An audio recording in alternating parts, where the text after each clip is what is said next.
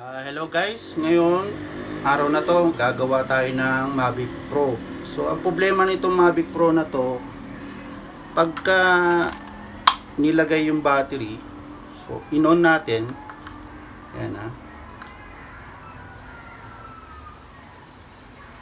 nag-epileptic yung camera. Yan. Ayan. So ito ang gagawin natin ngayon. Ito nga pala si Sir Henry. Siya yung may-ari nitong Mavic Pro. So, umpisa na natin.